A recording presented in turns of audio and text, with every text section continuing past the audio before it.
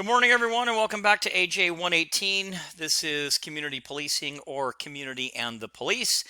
Um, we are normally a face-to-face class on Tuesdays and Thursdays. However, we are now temporarily online. And today's chapter lecture is going to cover chapter 13, where we are going to look at the challenge of gangs and controlling what they do. Now, this is definitely going to be this chapter, and I think the next one will be a two-parter. So a lot of information. I'll try to go through and make sure I hit everything, but I would suggest that you read the chapter in your textbook. Take a look at the key terms that are posted in your course canvas, and also do the matching exercise, and that will help you study for some of the key terms as well. So as we start to look at gangs and kind of like what they're all about, I want to talk about what we're going to hopefully take away from this chapter. So we'd like to first be able to explain the prevalence of gangs in terms of membership and location, meaning how many are there and where are they at? Describe the three basic types of gangs operating in the United States. Now, there are a lot of them with a lot of different cliques and sub-cliques, but your textbook puts them into three larger categories. So we're going to look at those categories and then even go a little bit deeper. We hope to identify the needs that are often served by gangs to their members, meaning why do people join gangs? And, kind of think about that as we start to look at some other things. Name the gang prevention efforts put into place by the Seattle study. List some of the indicators of gang activity. When do you know, or when do you start to see that gangs are operating in your town? What starts to happen? More robberies, more auto thefts, more drug dealing, more what? So how do you start to really pick up on that? And then finally, we're going to take a look at some strategies that have been used to address the gang problem and identify which have been found to be the most effective, because there are a lot of ways to deal with gangs, and I think we saw that in some of the previous chapters looking at drugs and the different ways that we can control that particular aspect of what's happening in the community as well. So I have a couple of things that I'd like you just to look at. We're not going to watch them right now, but if you're interested in things like that, there's a really good couple of videos, and there's a book that was written by a couple of gang officers that I used to work with in the city of Compton. So you have Timmy Brennan on the left and Bob Ladd on the right. These are two gang experts. They actually worked on the Tupac shooting and in several high-profile homicides relating to gangs.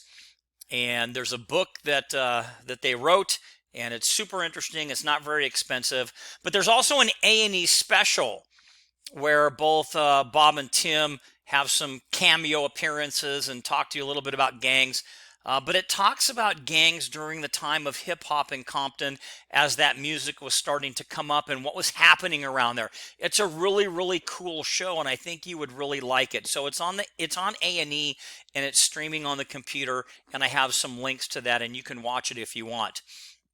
I also have a very entertaining video that I'm not going to have time to play, but I'd like you to look at it from a perspective of a gang investigator. After you watch this video, I'd like you to kind of sit back and think about, while it's kind of a rude video in a sense, what can we get out of that video as gang investigators? And I think you'll find it interesting because here's a news clip that shows you some of the things that we got out of that video. A couple other things, just by way of, if you like to watch gang programs, there's something called Gangs for Life. Interesting video to say the least, and kind of depicts some of the gang activity taking place out there. So just a few different things. Here's the book I was talking about. Talking about the murders of Tupac and Biggie, and these two investigators are right in the middle of all of it. So a pretty cool thing. If you're interested in knowing anything about gangs, as far as like the different types of gangs and what their names are, and cliques and monikers and neighborhoods and all that stuff, you can go, of course, to an online gang program called streetgangs.com, and I think you would find that very interesting as well. So, with all of that kind of out of the way, let's kind of get into it. So, gangs have spread through our country pretty much like a plague, and now exist in rural, suburban, and inner cities, and in almost every metropolitan area. Some compare the gang problem with a kind of a societal cancer, meaning that it's something that spreads, where street gangs prey on the community like a kind of like a malignant tumor or growth, eating away at its host until only a wasted shell remains.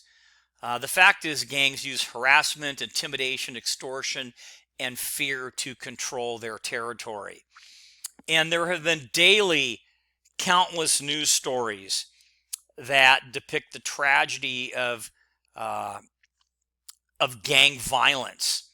And I've got a couple of news, pictures of news footage right there, talking about another shooting, 2 people injured in a gang shooting, multiple shooting victims, and it's in the news all the time. And I think from our chapter on the media, we know why it's in the news a lot of times. Not only does the public want to know, but we tend to like some of that type of stuff on TV. I have a couple other videos for you to watch. Again, these are just for your reference. You don't have to watch them. I just threw them in there. So we have Gangs of Los Angeles, and we also have Crips and Blood. So again, a couple of things for you to look at. So to underscore the important role community policing plays in addressing the challenge of gangs, renowned gang researcher Malcolm Klein has said this: the gang is, first and foremost, a community problem. Community kids decide whether or not to form or join gangs. Community residents, institutions, and businesses are most victimized by gang activity. And in the absence of partnerships with an engaged community, any policing efforts will be futile. Now that sounds pretty, kind of cold-hearted, if you will. But I think that,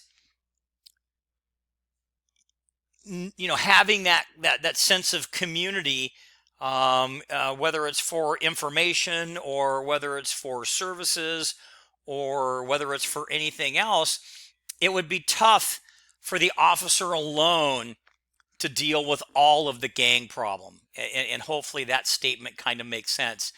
And to give you an idea of culture, most of you know that I spent some time working for the City of Compton Police Department, and it was some of the best times of my law enforcement career. Now, in the City of Compton, there are 2 high schools, one on the north end and then one kind of to the middle of the city, actually a little bit south. The North End High School is Centennial High School. And as you can look at the photographs right here, the color is red, both on the outside and even in the gym. And then Compton High School, of course, is blue, both on the outside and even in the gym. Because the way that it goes is that if you are a blood gang member, you are going to Centennial High School. And if you are a Crip gang member, you are going to Compton High School. It's very culturally deep, and I really want you to understand that. So, understanding gangs and gang membership is very important for not just the frontline officer, but anybody that is wanting to be a gang investigator. So the first step in devising a solution to a problem is to understand the nature and the scope of the problem. And there's numerous data collection tools in place to measure the extent of gangs throughout our country. And although the number might differ slightly from one source to another, a singular reality exists that gangs do pose a serious threat to many communities in the United States. Now, according to the National Gang Intelligence Center, there are approximately 1.4 million active gang members comprising more than 33,000 gangs in the United States. Now, in 2014, the National Youth Gang Survey estimated that 850,000 gang members belonging to 30,700 gangs were active across the country in 2012. So you can see that, both of those numbers are large, but at the end of the day, they're pretty close in the grand scheme of things. So here's some information from the 2015 National Gang Report. And one half of the departments report that street gang membership and gang-related crime is still happening in their city, and 1/3 of jurisdictions report an increase in threats to law enforcement. 68% of those that responded indicate prison gang membership has increased. They're seeing cross-border crimes, domestic extremist groups, human trafficking, and technology that plays into a lot of illicit activities. And as we talk a little bit more about technology, I think we need to kind of look at what type of technology is out there and perhaps what the gangs may even be using. So social media and other forms of technology do play an essential role in the activities of gang members.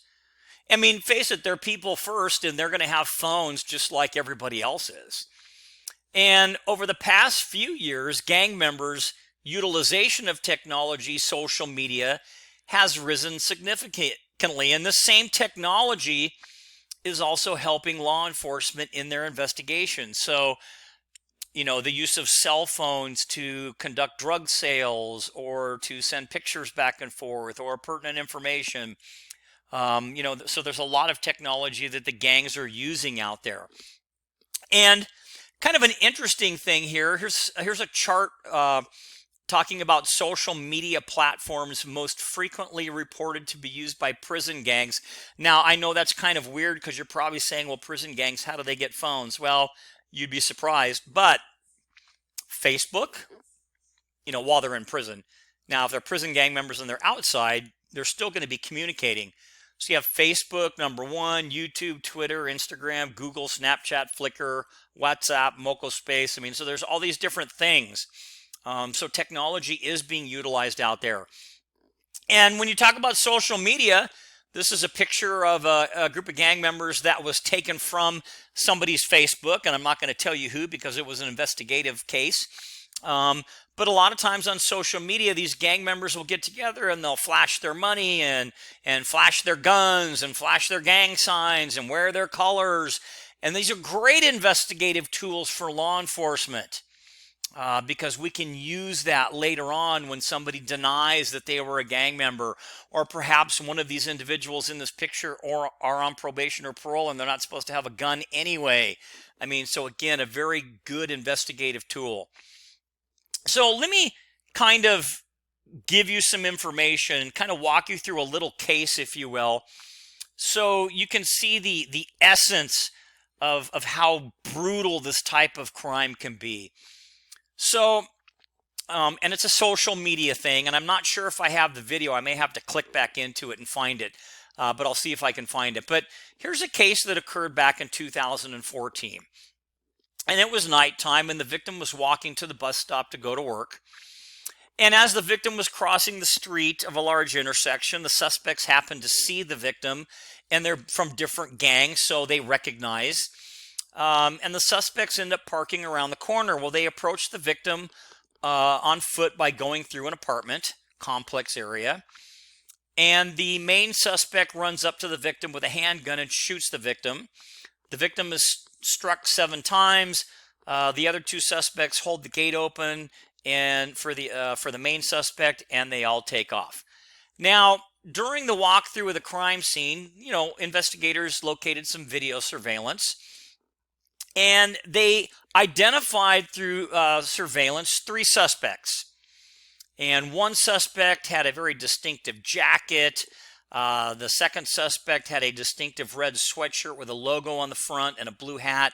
And the third suspect had an Oakland A's hat and was kind of tall. Now, contact was made with the victim's family. They were able to get some leads. But the nights prior to the shooting, all of the suspects basically shot a video and posted it on social media. And based on what the officers saw, they were able to get a search warrant and, to get the social media and the video. And it just so happened that in addition to the video, several photos of the suspects were gathered where the suspects were wearing the clothing that was seen on the video. So here's the photos that were taken off of social media. And if I have time, I'll come back and play the video. But what I really wanted you to see is that you've got the red sweatshirt with the guy in the middle. You've got the guy on the right with a very distinctive type thing. And this is stuff, and along with a video that was posted on social media. So great investigative tools. And here's the 3 individuals that were involved in that particular crime. Okay, so with that said, the National Youth Gang Survey, we talked about this in 2014, estimates there are 850,000 gang members belonging to a little over 30,000 gangs across the country. Roughly 31,000 jurisdictions throughout the United States reported an active gang presence in 2012.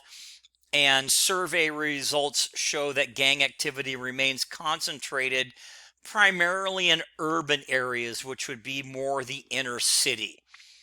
And gangs have existed in nearly every civilization throughout history. Most gang experts believe that street gangs probably started in our country, Los Angeles, around the beginning of the 20th century. According to the National Gang Center, about 1.4 million active gang members comprising more than 33,000 gangs. And this was from a document in 2006. So again, different sources, the numbers are just a little bit different.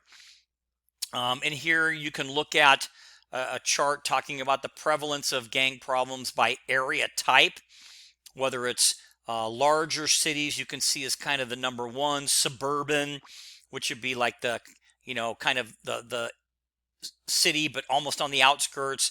Then you have smaller cities, and then finally rural counties. That's kind of interesting where they're at. So how do we define a gang? So part of us being able to understand gangs and to be able to deal with them is going to be able to have to define them.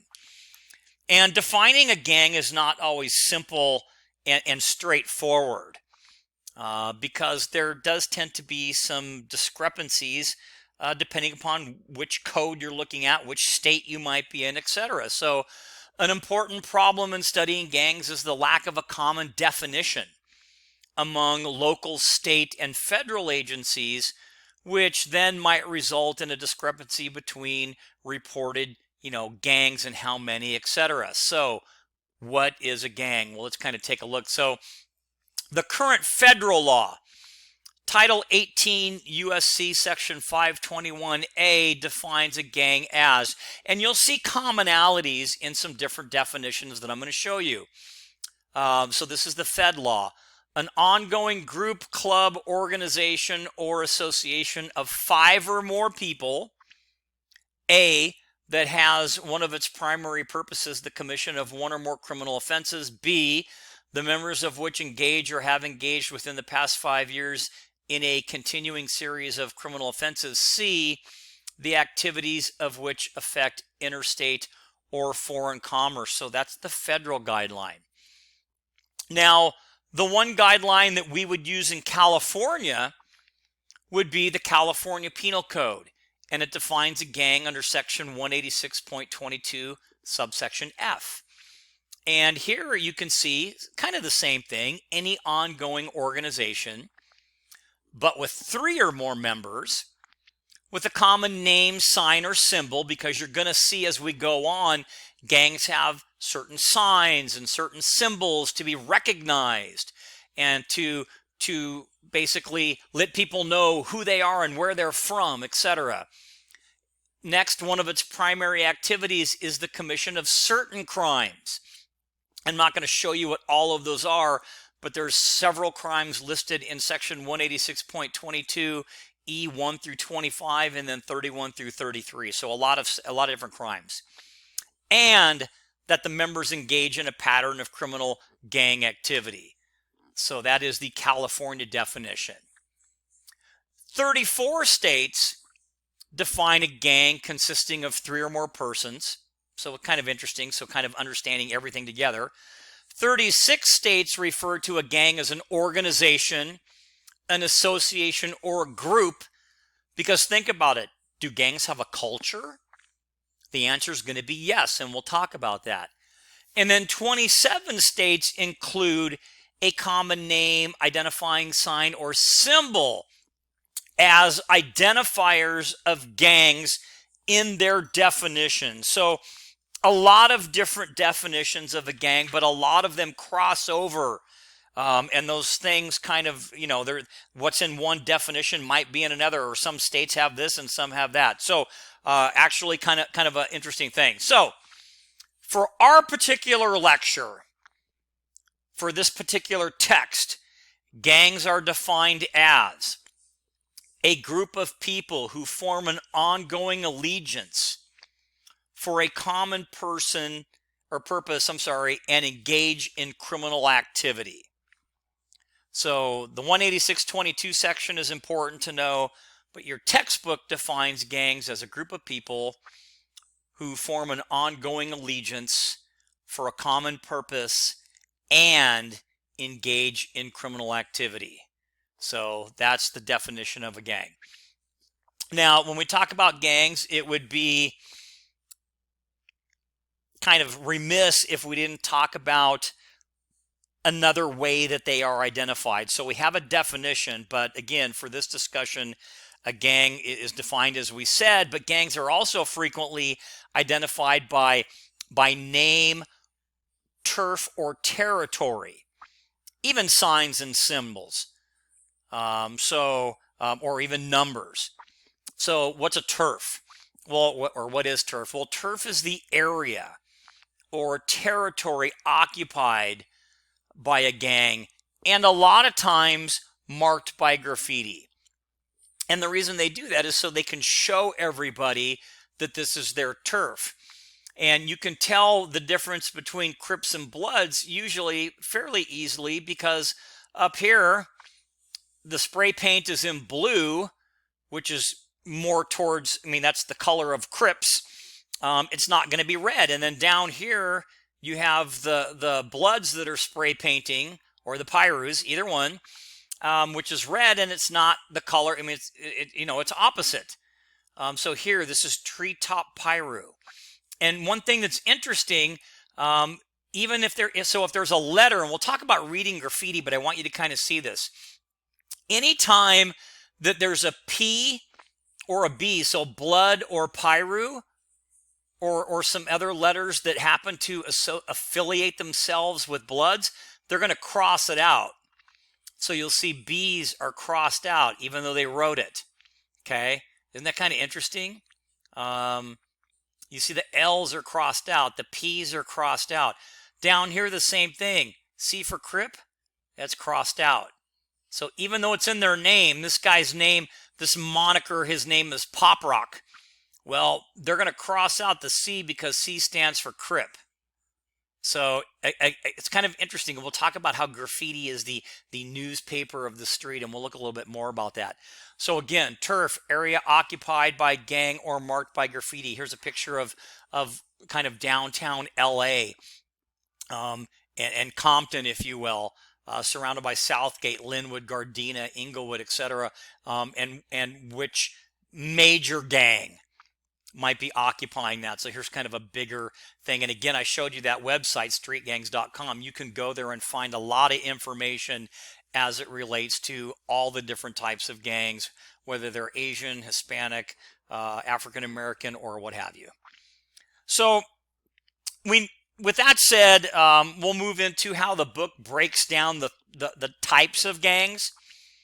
So gangs, they really do vary extensively in membership structure, age, ethnicity, but three basic types of gangs have been identified and defined by gang investigators.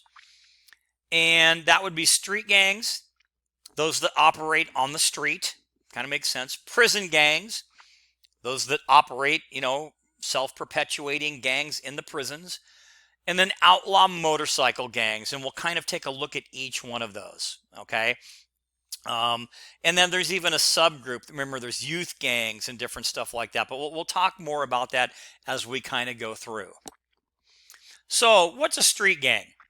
Well, a street gang is a group of people whose allegiance is based on social needs, who have an identifiable leadership, who claim control over a certain territory in the community, and who engage in acts that are injurious to the public, like crime. They're engaged in an organized, continuous course of criminality, either individually or collectively, creating an atmosphere of fear and intimidation. So again, a street gang, a group of people whose allegiance is based on social needs. They have identifiable leadership and they claim control over an area. Okay, and those members of the gang typically engage in criminal activities.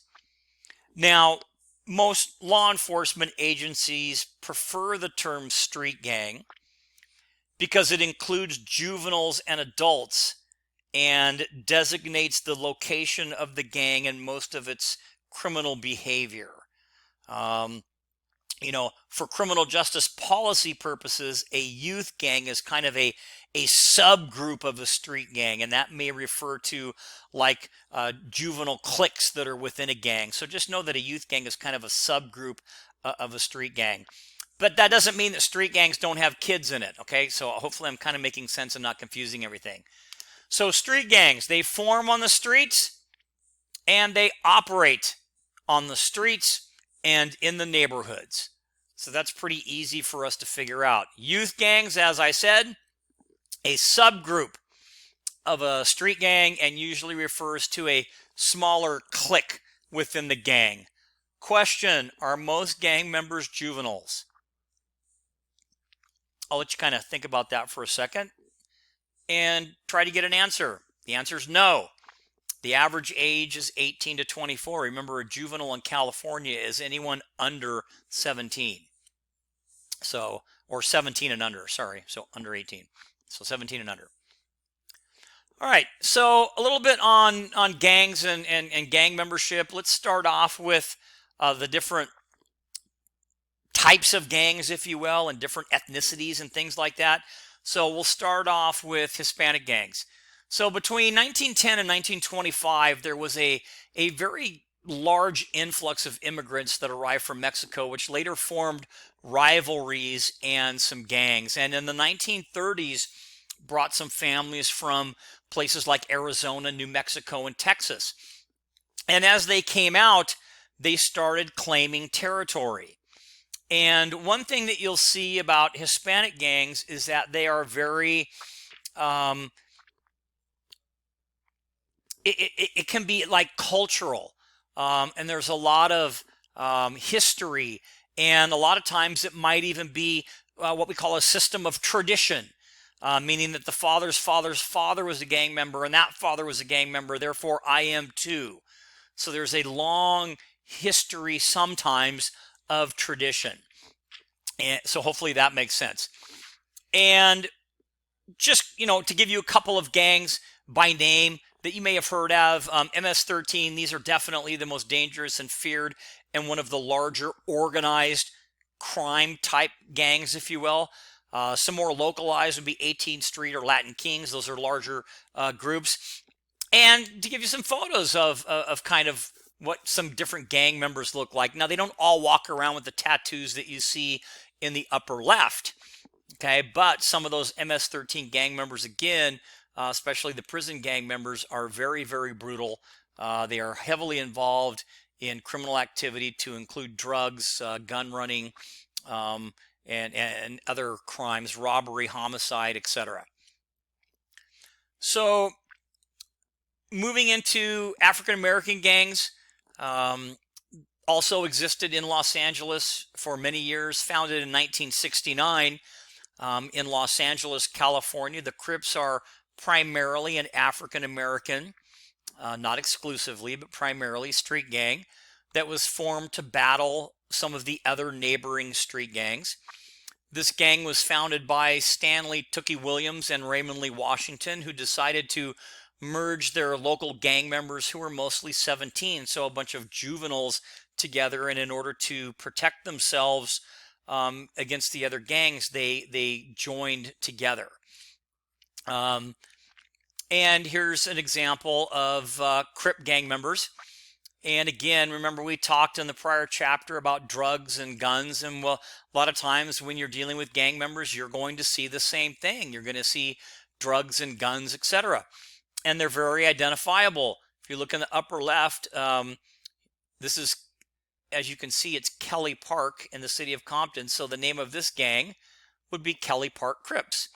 And sometimes their names are off street signs or numbers or other things, but that's one way that some of these gangs get their names, by the neighborhood or the street that they happen to hang out in. Here you can see Compton Crip, okay, right here. So they got the blue, very easily identifiable. Not always though. You can see this is a KC sweatshirt. It's another way of saying Compton Crip, but with a K. Okay, and then firearms that are recovered a lot of times from these different gangs. So now the Bloods, well, founded in 1972, a couple of years later after the Crips in Los Angeles, California. The Bloods are, again, primarily an African American street gang, not exclusively, but for the most part. That was initially formed to compete against the influence of the Crips.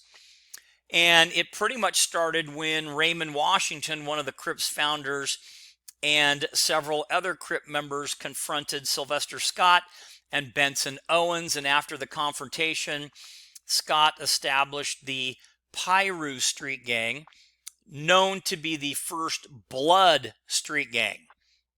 And while Owens established the West Side Piru Street Gang as protection from the Crips. So again, interesting how these things form. And just like blue would be the color of the Crips, red, sometimes even black, and sometimes even green might be the color of Pirus or Bloods. And when you look at gender, you can even see females in the gang. And again, pictures are great to have for investigative purposes because they're throwing their hand signs a lot of times. So like right here, okay, they've got their firearm with them. All right, so it's kind of cool that they're throwing their gang signs, and here you got black instead of red. But again, it could be, they have Grape Street Crips, which the rag that you'll typically see them wear would be purple. They have Lime Hood Piru, which the rag that you would see would typically be green, or lime or what have you. So a lot of different, ways to identify. So a couple of other gangs, as we're talking about some different types. Various groups in the United States consist of members of Chinese, Japanese, Vietnamese, Korean, and Filipino ethnicity. These gangs are highly structured. However, they are a bit more low profile than your average street gangs, if you will. The crimes that they typically like to commit would be dope sales and counterfeiting, computer crimes, but also home invasion robberies. A couple of the larger groups that you might have heard about would be a gang called the Tiny Rascals or the Asian Boys. And they still market their gang, if you will, show their allegiance in the same way as the other types of gangs, where they have pictures. You can see this one was taken off of somebody's Facebook. And they're throwing their gang signs and they have their guns. And here they're going to show their, they're going to throw up their little rag right here and do their gang signs. Same thing here. Okay, we've got Asian boys and they show their gun and they're putting Asian boys in money to show their drug sales. So no different than any of the other type of gangs that we've already been talking about.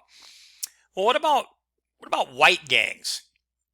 Gangs like skinheads, Aryan Youth movement, Aryan Brotherhood, stoners. Same thing with tattoos in order to show their allegiance.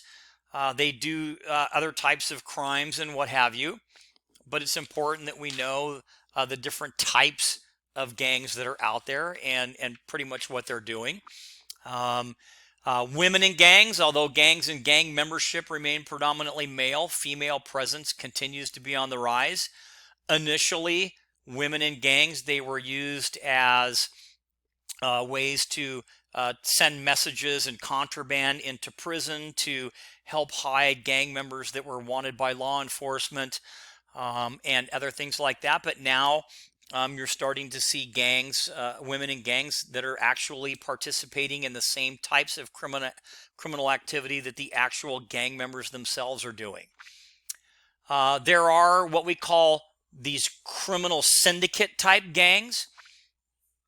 Some of the larger ones, and most agencies have reported involvement in criminal activities as one of the most important factors in defining a gang. So when we look at these gangs and as we start to see them kind of coming about in our city, know this, that most police departments reported involvement in criminal activities, the type of crime they're doing, as one of the most important factors in defining a gang, because we want to know what they're doing.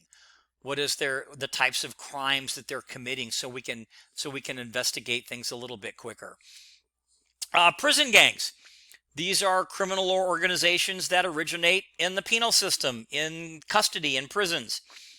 They are self-perpetuating, meaning that they operate whether the gang member is in prison or out. So again, it's a self-perpetuating criminal organization that originates in the penal system and continues to operate not only within the correctional facilities, but also outside of that facility. And part of it is that they teach these small-time criminals when they come into the facility how to become criminals or more criminal. 100% of correctional facility respondents, those that responded to the gang survey, have reported notable increases in membership of prison gangs. So interesting. So prison gangs do tend to be, this is where the lines are separated a little bit more based on ethnicity a lot of time. So you'll have the Hispanic gangs that typically hang out in an area in the prison. You'll have the more hardcore criminal enterprise type gangs. You'll have the African American gangs, and you'll have the white gangs. And again, they all kind of sort of keep to themselves, if you will, for protection purposes and other purposes. So finally, outlaw motorcycle gangs. And by definition, a motorcycle gang is an ongoing organization, association, or group of 3 or more people, kind of the same as the other, right? With a common interest or activity characterized by the commission of or involvement in a pattern of criminal conduct, and whose membership must possess and be able to operate a motorcycle to maintain membership. So that's the definition of a motorcycle gang. And, they commit crimes just like any other gang: drugs, extortion, slavery, prostitution, money laundering. They routinely and systematically exploit and infiltrate law enforcement and other businesses. So a lot of times the motorcycle gang members will have their girlfriends get jobs at places where they want access to information like the Department of Motor Vehicles or a bank or places like that, or sometimes even working within law enforcement to bring back information to the gang. There's a phrase in a motorcycle gang called the one percenters. And anybody have an idea what that kind of means, the one percenters? So these are the more basic hardcore gang members that are involved in a lot of the running of the gangs and a lot of the criminal activity. That would be the one percenters. So these are some photos of some gangs. Now, motorcycle gangs are also like any other gang. They're all over the place, all across the U.S. They have different chapters, different groups, etc. So again, you can upper left, the Mongols, upper right, the Outlaws, the Hells Angels, you've heard of them, and then a local gang to the San Bernardino Riverside type area would be the Vagos, but they do have different chapters. Okay, so if we start to look at the numbers, the NGIC basically assesses that, and remember that's the National Gang Report, that the U.S. gang composition is kind of as follows. So they're giving you some percentage of total gangs like there. So street gangs represent about 88%. Prison gangs are about 9.5%. And then outlaw motorcycle gangs are about 2.5%. Some of the demographics as it relates to gangs, we talk about the profile of gang members. Remember, the majority, when we talk about age, are 18 to 23. The overwhelming majority are male. Females represent about 7 to 8% of all gang membership. Most gangs are homogeneous, which means that they're within their same race, but not all. And this is typically changing. There's some hybrid gangs too, different races and also both male and female. So this is kind of morphing a little bit as we start to see different styles of gangs and things that are out there. In your textbook, there's a table that talks about the average race, ethnicity of gang members based on area type, just for information purposes if you want it. Okay, so now that we've kind of looked at the types of gangs and we took a look at what a gang is, and we even threw out some demographics, let's look at this thing called culture or subculture. So a gang member's lifestyle is narrow and limited primarily to the gang and its activities.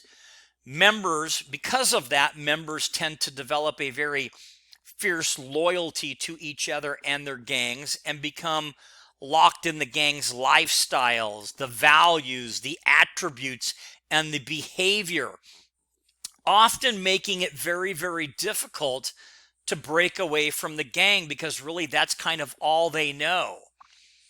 And these different values, norms, lifestyles, and beliefs are often found in a gang code of behavior, which might include things like tattoos or wearing certain colors or whatever. This is the gang subculture.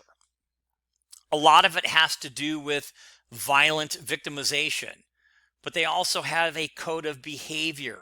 And it kind of depends, which gang it is.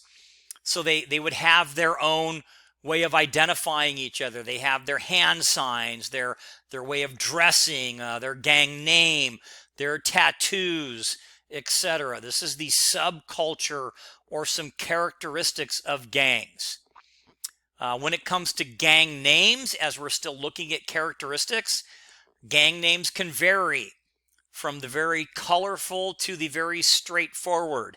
And this is a super old movie, but there was a movie called The Warriors, and it was way back when I was like younger, and it was this kind of gang from Coney Island. It was kind of a corny movie, but I like it. And if you want to, I'm sure you can find it out there somewhere. But anyway, gang, the names of the gang could be locale or locality, meaning like street, like 18th Street or, 9th Street or 17th Street or whatever. Or even a certain place, West Side Compton, East Side, South Side, South Side Rialto, North Side Rialto. I mean, so it could be locale. Could be animals. Could be royalty. Could be rebellion. I mean, so the names are all kind of, it comes from that. Some are straightforward, some are not. If you want to know more about Crips and Bloods, you can go to that streetgangs.com that I showed you, and you can find all kinds of different things. So that's kind of the gang name. So remember, this is all part of the subculture, the names and stuff like that. What about the moniker? So the gang has a name, but a gang member may also receive a new identity when they're in the gang, or take on a nickname, or what we call a moniker, which others in the gang world would recognize. And monikers basically affirm the member's commitment to the gang life and may become their sole identity, the only way they see themselves and the only name that they go by. So it's not going to be Joe, it might be Sleepy or Gordo or whatever. I mean, so, and you'll see some of the names are actually kind of interesting. Gangs have different characteristics based on the activities in which they engage, and some are violent. Others focus on crime commission as a violence of their byproduct. And the same is true with the gang's relationship to drugs. Some focus on the drug business. Others engage in business to meet their own needs. So these are a lot of different activities that they do. But just remember, a moniker is a nickname, often of a gang member, okay? Again, most gang members were already committing crimes before they joined the gang. But after doing that, the rate of criminal activity tends to increase. And local law enforcement data shows that as much as 90% of the crime in some cities can be attributed to gang activities. So some of these gangs have really kind of taken over the city.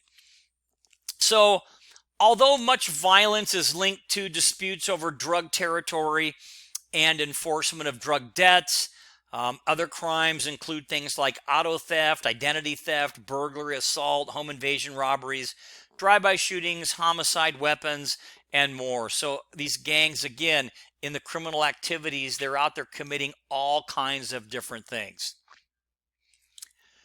Again, females, just to kind of give you a little bit more information on that, females are often used by gangs in many ways, often because they arouse less suspicion, typically as lookouts or decoys, or they carry weapons, let's say in their purse or on their person.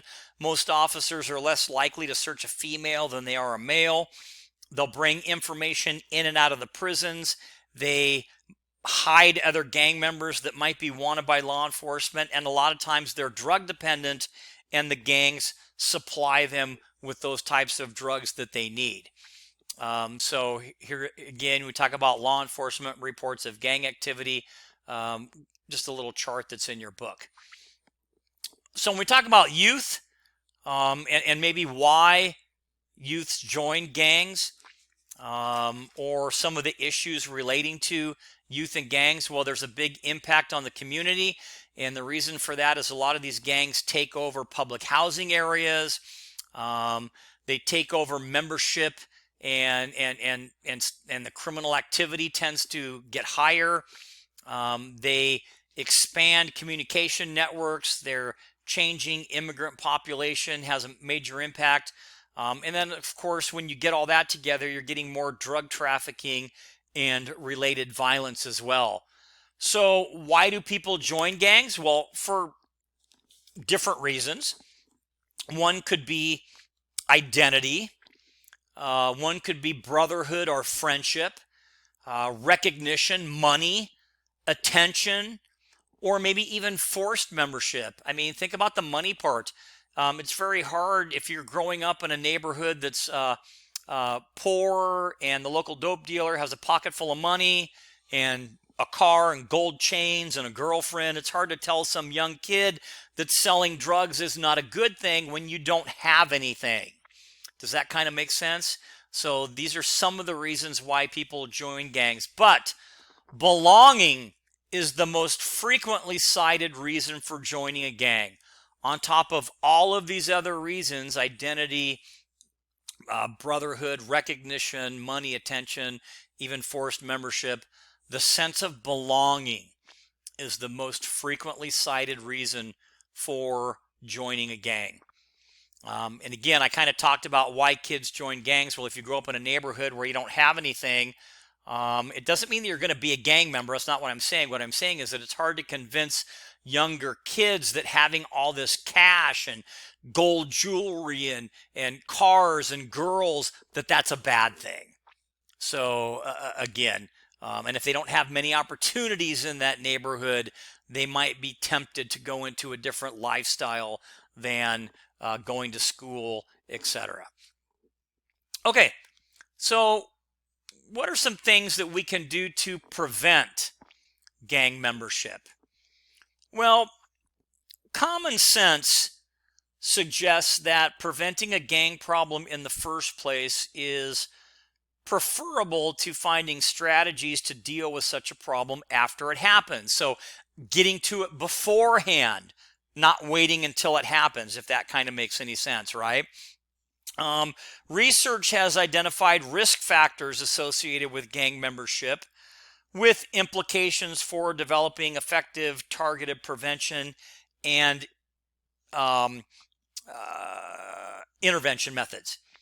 So early precursors of gang membership and implications for prevention, what it means is prevention efforts should begin early.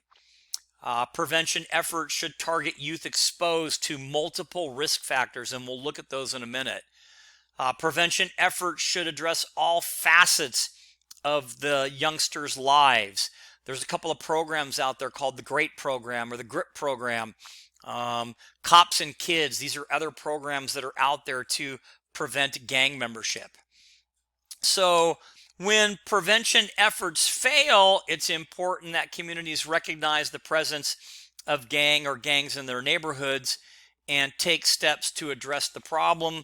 Well, I asked you the question before, how do we know when there's a gang problem?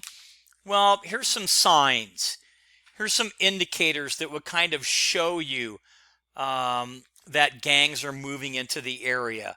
One could be graffiti. If you didn't have graffiti before, but now you have, like here, Sage Street, Southside Rialto Gang. Okay, well, that's pretty, that kind of says it. I don't know why they needed to put gang there because we already know what they are, but all right. Drive-by shootings, maybe an increase in shootings, maybe intimidation or assaults or murders or just drug sales.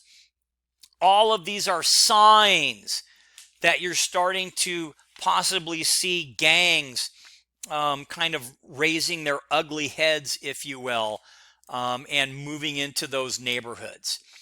So those are things for you to look for. So again, maybe you start to see gang shootings and other signs, stolen burglaries where firearms are being stolen and things like that. Okay, so I'm going to stop here. We're almost to 60 minutes. And then this will be part one. And then I will come back and we'll finish up a little shorter part, but we're going to go with part two after that. So this will end our lecture on gangs and community policing, the challenge of gangs in controlling their destructive force in our communities. But this is part one, so stay tuned for part two.